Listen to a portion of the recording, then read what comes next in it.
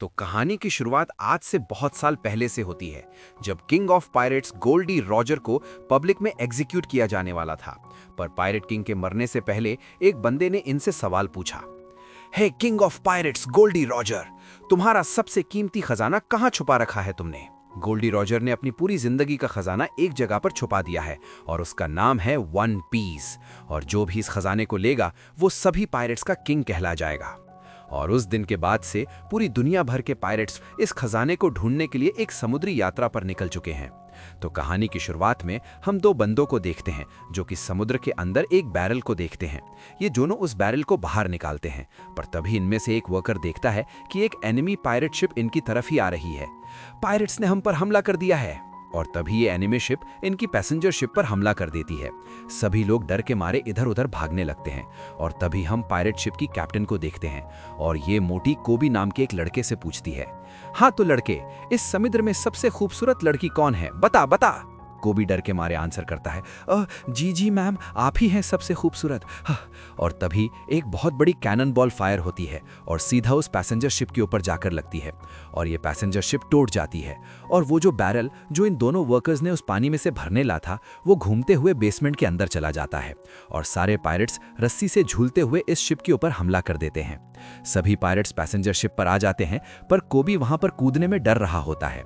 और तभी lady albedo उसे जबरदस्ती धक्का मार के पैसेंजर शिप के अंदर भेज देती है। सभी पायरेट्स सभी के सभी पैसेंजर्स को एक जगह पर आकर घेर लेते हैं।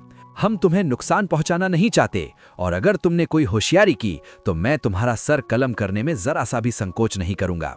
चलो जल्दी से अपनी सारी कीमती चीजें हमें दे दो, और हाँ, अगर किसी ने चालाकी करने की कोशिश की तो उसे समुद्र में फेंक दिया जाए। ये सुनकर सभी के सभी पैसेंजर्स डर जाते हैं और ये सारा कुछ ये ऑरेंज बालों वाली लड़की सुन रही होती है। और तभी ये अपने कपड़े बदल लेती है और रस्सी से झूलते हुए पायरेट्स की शिप के अंदर चली जाती है। और जैसे ही शिप के ऊपर पहुंचती है, ओए लड़की, तू कौन है? तुझे शिप में मैंने पहले तो कभी नहीं देखा। और तभी ये लड़की इसके मेन पॉइंट पर एक लात मार देती है और इसे बेहोश कर देती है। इस तरफ कोबी डरते डरते कमरे के अंदर आता है और उसी बैरल को देखता है और उसे खींचते हुए लेडी एल्बिडो के पास लेकर जाने लगता है। पर तभी इसके साथी पायरेट्स यहाँ पर आ जाते हैं। अरे ये तो वही है ना डरपोक, ओए इसे यहीं पर रख दे, हमें बहुत प्यास लग रही है, इसे लेडी एल्बिडो के पास हम नहीं लेकर जा रहे। हाँ सुना तूने, हट जा यहाँ से, भाग। कोबी डर जाता है और पीछे हट जाता है। अरे एक मिनट रुको, मैं इसे अपने तरीके से खुलता हूँ। और इस बैरल के ऊपर एक पंच मारने लगता है और जैसे ही इसे तोड़ने वाला होता है, तभी उस बैरल को तोड़कर कोई बाहर निकलता है और इसके पंच से ये पायरेट बेहोश हो जाता है। आह कितनी अच्छी नींद आई, मजा आ गया। और तभी इसकी नजर उस पायरेट पर जाती है जिसकी पत्नी गुल हो चुकी है और बेहोश पड़ा हुआ है। ये यहाँ पर क्यों सो रखा है? हमारा बंदा घायल कर दिया तूने, तेरी ऐसी की तैसी, रुक तू। पर लुफी इन्हें पूरी तरह से इग्नोर कर देता है। इस बंदे का नाम लुफी है। यार भूख लग रही है, कुछ खाना वगैरह मिल सकता है क्या? और ये देखकर ये दोनों पायरेट्स बहुत ज्यादा हैरान हो जाते हैं और गुस्से में तलवारें निकालकर इस पर हमला करने लगते हैं। पर तभी लुफी बहुत आसानी से इन्हें एक ही झटके में हरा देता है और ये दोनों बंदे डर के यहाँ से भाग जाते हैं अपने कैप्टन को लेकर। खाने की तलाश में लुफी बेसमेंट के अंदर पहुंच जाता है, जहां पर उसे कुछ एप्पल मिलते हैं। लुफी एप्पल खाने लगता है और लुफी कोबी से पूछता है कि ये शिप आखिर है क्या? ये एक पैसेंजर शिप है जिस पर लेडी एल्विडा ने कब्जा कर लिया है, पर तुम आए कहाँ से हो? हाँ दरअसल मैं एक तूफान में फंस गया था और वहां से बचते हुए यहाँ पर आ गया। हे कोबी, क्या तुम एक पायरेट हो? नहीं, दरअसल एक दिन मैं फिशिंग कर रहा था और एक दिन जबरदस्ती ये लोग मुझे किडनैप करके अपने साथ लेकर चले गए और उस दिन के बाद से मैं लेडी एल्विडा का गुलाम हूँ। क्यों नहीं कर देते कि तुम्हें ये काम नहीं करना? तुम जानते नहीं हो वो कौन है, वो मुझे मार डालेगी। कितने डरपोक हो तुम। चलो वो सब छोड़ो, आखिर तुम बनना क्या चाहते हो? अरे अच्छा मैं, हाँ दरअसल मैं किंग ऑफ पायरेट्स बनना चाहता हूँ। दुनिया में जितने भी पायरेट्स हैं उन सभी का किंग। क्या? अबे तू पागल वागल है क्या? इसके लिए तो तुझे वन पीस खजाना ढूंढना पड़ेगा। तुम जानते भी हो कितना मुश्किल है वो, पागल वागल हो क्या? और तभी अचानक से यहाँ पर एक धमाका हो जाता है। तभी एल्विडा भी यहाँ पर आ जाती है और हमेशा की तरह कोबी से पूछती है, हाँ तो लड़के, सबसे खूबसूरत लड़की कौन है इस दुनिया में? लेडी एल्विडा, आप ही तो। ओए कोबी, इस मोटी औरत के बारे में ही बात कर रहा था ना तू? ये सुनकर सभी पायरेट्स का मुंह खोला खोला रह जाता है कि अब इस लुफी का क्या होगा। लेडी एल्विडा की इतनी बेइज्जती आज तक किसी ने नहीं की थी। तभी लुफी हवा में एक जंप लगाता है और एक पायरेट के मुक्का मार देता है और कोबी को अपने साथ ऊपर लेकर आ जाता है। लुफी अकेला है और सामने पायरेट्स की भरमार है। सभी पायरेट्स लुफी पर हमला कर देते हैं और लुफी भागने लगता है, पर लुफी उन सभी को हरा देता है अपने रबर जैसी बॉडी का यूज करके। तुम इंसान भी हो क्या? अरे दोस्त, मैं रबर का बना हूं, ये देखो मेरा शरीर बहुत लचीला है। ओए लड़के, क्या तूने डेविल फ्रूट खाया है? सच बताइयो। द गम गम फ्रूट, मैंने उसे खाया था। और इस तरफ हम देखते हैं कि वो ऑरेंज बालों वाली लड़की पायरेट्स का सारा खजाना चुराकर यहां से भागने की कोशिश कर रही होती है। कोबी समझ जाता है कि यही वक्त है हिम्मत दिखाने का। ए मोटी, तेरे जैसी बदसूरत औरत मैंने आज तक नहीं देखी। तू मोटी है, मोटी, एक नंबर की। और गुस्से में आकर लेडी एल्विडा कोबी पर हमला करने लगती है, पर तभी लुफी बीच में आकर उसे बचा लेता है और लुफी लेडी एल्विडा को हरा देता है। लुफी नीचे बोट लेकर कूद जाता है और नीचे ये ऑरेंज बालों वाली लड़की भी यहाँ से भागने की कोशिश कर रही होती है। और इसके बाद लुफी और कोबी अपने सफर पर निकल पड़ते हैं। लुफी कोबी से पूछता है, हंटर को जानते हो क्या? क्या तुम जोरो की बात कर रहे हो ना? हाँ, उसी की। तुम जानते नहीं वो कितना खतरनाक है। अरे मैं जानता हूँ यार, मैं सोच रहा हूँ उसे अपनी टीम में ले लूँ। अब इसके बाद ये दोनों नेवी बेस सिटी में चले जाते हैं जहां पर जोरो को रखा गया है। क्या तुम सच में जोरो को अपनी टीम में शामिल करने वाले हो? अरे हाँ यार, क्यों नहीं। पागल मत बनो, वो दुनिया का सबसे खतरनाक तलवारबाज है। लोग उसे पायरेट हंटर के नाम से जाना करते हैं। वो इंसान के रूप में एक शैतान है। लुफी एक स्ट्रेंजर से पूछता है कि जोरो को कहां पर रखा गया है। ये सुनकर सभी लोग डर जाते हैं और लुफी से दूर भागने लगते हैं। और इसके बाद ये दोनों उसी जगह पर पहुंच जाते हैं जहां पर जोरो को बंदी बनाकर रखा हुआ है। और दोनों अपने सामने जोरो को देखते हैं जिसे एक लकड़ी से बांध रखा है। क्या इसके हाथ पैर हम खोल दें? अबे ओ पागल, वो खोलते ही तुझे जान से मार देगा। जोरो इन दोनों को देख रहा होता है और बोलता है, तुम दोनों यहाँ से चले जाओ। और तभी एक छोटी सी बच्ची दीवार को कूदकर जोरो के पास भगती चली जाती है और उसे खाने के लिए 2 राइस बॉल्स देती है। ए लड़की, चली जाए यहाँ से, मुझे भूख नहीं है, तुझे लात मार दूंगा मैं, चली जाए यहाँ से।